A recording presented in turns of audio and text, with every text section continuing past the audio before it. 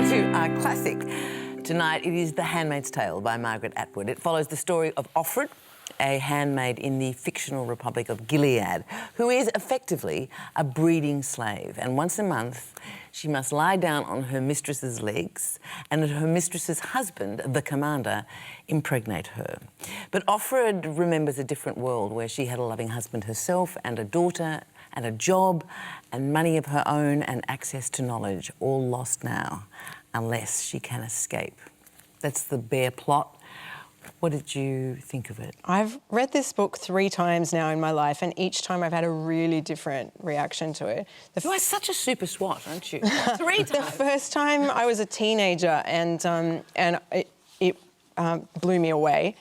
This is really like George Orwell's 1984 in that it takes on totalitarianism, and though while 1984 takes it on through the eyes of what George Orwell thinks of as a quote-unquote average person, a white guy, this book takes on totalitarianism through the lens of women and minorities and its effect on them.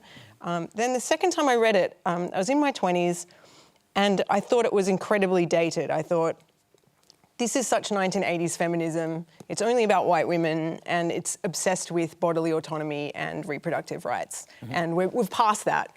This is old news. And reading it for the 3rd time for this show, I thought I was going to find it even more dated this time, even more tired. And I was shocked, almost to my horror. I found it was freshly relevant, and it had all come round again. So, yeah, this is an extraordinary novel, I think, and really important to read, especially right now. That's about as good a tribute as you can give. Mm-hmm. You're saying it's survived 30 years. Yeah. It's classic. Yeah. Yeah, I thought it was completely relevant and frightening, particularly towards the end. I found it genuinely scary. And the world that Margaret Atwood creates, it's not in any way hysterical, the way she writes. No. You know, it's carefully built up, and Offred, who is our narrator, she's discovering things, we're learning as we go along. I thought it was a measured, really, really powerful book. I hadn't read it before. I've read plenty of Margaret Atwood, but I'd never read this one. And I thought it was a measured, fierce, powerful book. Look, I hadn't read it before either. It's incredible, and it is horrifying because it's horrifyingly relevant. I mean, what a depressing piece of work. Measured is a really interesting word because coming into it, the only things I really knew about it coming into it was when we did Charlotte Wood's Natural Way of Things, this was used as a reference, and I'd seen the trailer for the upcoming American series, which they've turned it into. So they were my 2 points of reference. And even though I've had a very close friend of mine recently said, I heard you didn't like Charlotte Wood's Natural Way of Things, we can't be friends anymore, was the subtext, but I really felt that. And I went, oh, no, I did not like it. This is a terrible reputation. But I didn't dislike Natural Way of Things. My critique of it was that I felt that Charlotte Wood was so justifiably angry and the rage made the narrative untamed, whereas this is a cool, calm, clinical fury.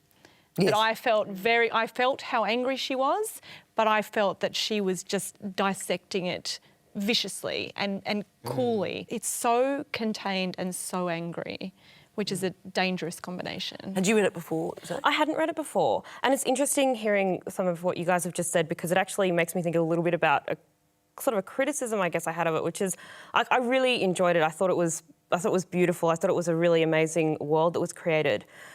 I found the stakes to be incredibly low at all times, which I thought was very strange with all the relationships. So it's like... How much black do you need? Well, I just felt like... Such a dark book. No, it's incredibly dark, but I thought you've got all these potential relationships with a daughter, a husband, a lover, a friend, you know, and I felt like none of them, they all basically stayed on the same plane almost through the entire book, and I was gagging for something to shift and for something to change. The story of the friend Moira it is a mystery that is solved in a quite depressing way, and I think there are stakes, emotional stakes in that. Yeah, there are, that's true. That's definitely the closest, but also I was like... Daddy bones. I was like, so it's going to sound so terrible, but I was like, Mark could have been worse. See, We called Jason the commander, and now this. I know. I'm gonna get haunted on the internet. You're a tough. I thought it- Paul. I just wanted something. I do feel Could like have this been is not- worse. So women were being forced to bear other babies to Could have been worse, Jen. They were arrested. People were ripped up in the public marketplace. all right. Let me. I thought it was Couldn't buy it a was space. life and death. Hold on. There was no liberty. Wait, I can sort of see feel the like editing around this. Like, Oh no, we'll keep right on you. I know. I sort of feel like I understand what you're saying, because this is not a book that is, its page-turning kind quality. cat. Wait, its page-turning quality is not what is about to happen. This is not a book where like there's a twist or a shocking event.